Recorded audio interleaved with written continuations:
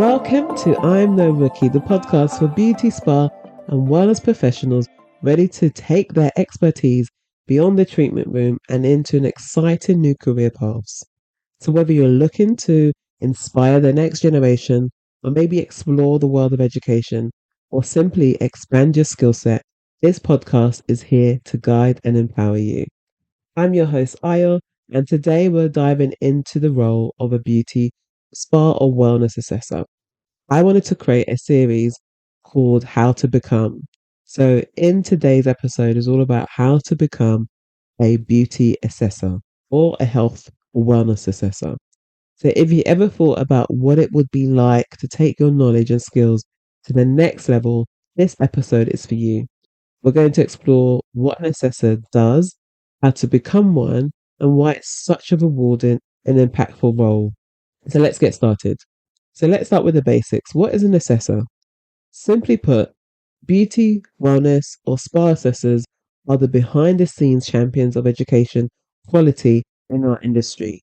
They evaluate learners' skills and ensure assessment standards are met and provide constructive feedback to help learners grow.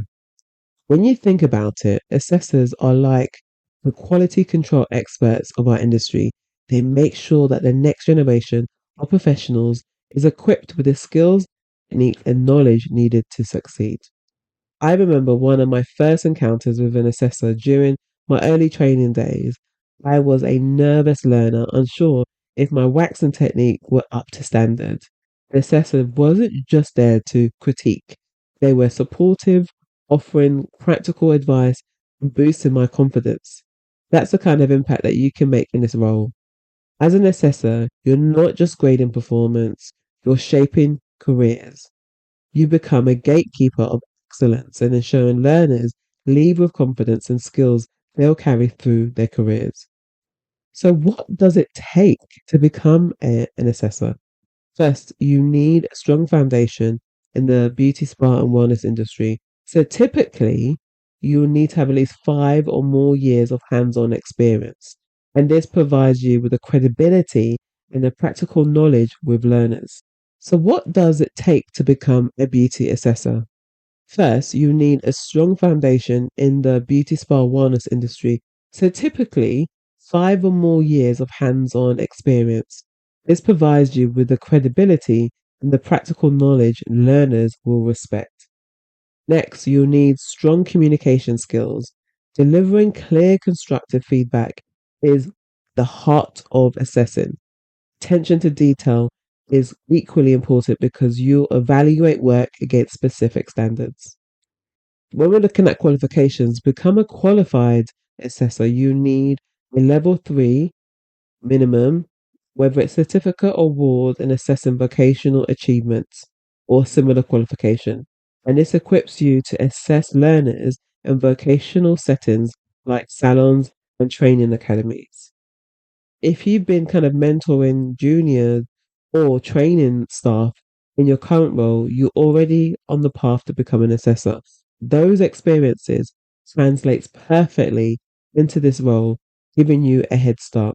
Now let's talk about why becoming an assessor could be a pivotal move for your career. As an assessor, you're kind of contributing directly to the quality of the industry. You're helping learners gain skills they need to thrive and ensuring that qualifications are meaningful and credible. The role opens doors to incredible career opportunities, whether you just want to work for a training academy, freelance as an independent assessor, or even start your own assessment business. Possibilities are endless. Many assessors, many beauty, hair, or wellness assessors choose to work freelance, giving them the flexibility to balance other commitments or explore multiple kind of career interests. You get to design a career that works best for you. So let's talk about industry trends and innovation. So as we know, the beauty, wellness, and spa industry is evolving, and so are the ways we assess learners. Technology is playing a big role in assessments, with tools like digital portfolios and virtual simulations becoming more common. These innovations make assessments more interactive and accessible for learners studying remotely. Another exciting trend is the focus on sustainable beauty practices. As an assessor, you play a role in ensuring learners understand how to implement eco friendly practices, meeting the demands of the conscious consumer. Here's also something to keep in mind: learning doesn't stop once you become an assessor. Continuous professional development, or CPDs, is key to staying relevant and effective. CPD opportunities might include attending workshops, conferences, or taking advanced qualifications. For example, you could explore the specialized assessors training for niche areas such as skincare or holistic therapies. By prioritizing CPD, you're kind of demonstrating your commitment to excellence, keeping your skills sharp and your knowledge up to date. So let's talk about where this qualification can take you. You could work at a beauty academy, a vocational college, assessing learners and helping them achieve their qualifications. If flexibility is your priority, freelancing allows you to work with multiple institutions whilst managing your own schedule. Joining a specialized assessment center where you collaborate with industry experts and maintain high quality standards is also something to consider. If you're business minded, why not start your own assessment consultancy? This gives you the freedom to shape your career and make a significant impact on the industry. Here's a quick thank you to our sponsor, Developing Educators Academy, for supporting this episode. So, if you're ready to take the next step in your career, become a beauty assessor, the Developing Educators Academy offers the qualification that you need and the support that you need. Download the brochure today at developingeducatorsacademy.com/brochure.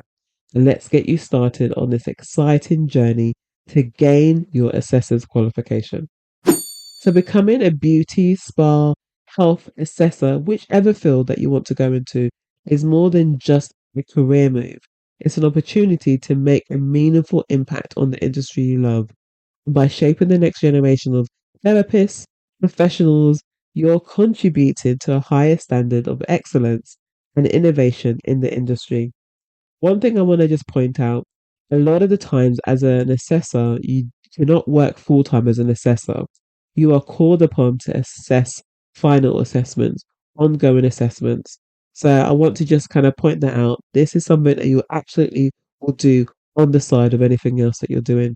You could be a beauty therapy lecturer, you could be a trainer, you could be an examiner and still assess on the side. It's just something that I wanted to highlight so that you know that a lot of the time assessing work is not full time, but there will be intense periods where there might be, like I said, an end of year assessment for a number of students where that can get really intense. And you could be assessing anything from 10 to 20 students over a period of time. So be aware that if you are ever going to go solo as an assessor, make sure that you charge the going rate, but also the rate for that period of time because it can get intense. Because apart from the assessment process that's happening, whether it's in the salon or happening online, there's also additional paperwork that comes with it. And this is why it's so important to gain your qualification because you need to know exactly what it entails. I know with some roles, some people are like, I can just get to that, well, I don't need the qualification. But a lot of the time, the qualification helps to highlight best practices, how to actually do your job effectively, CPDs, and so much more. So please consider gaining your assessor's qualification. So, with that to be said, thank you so much for joining me on I'm No Rookie today. And if you found this episode helpful, share it with a colleague or friend who's ready to kind of elevate their career. And remember, you're no rookie in your field. It's just time to step into a new chapter. So, stay confident, keep inspiring, and I'll see you in the next episode.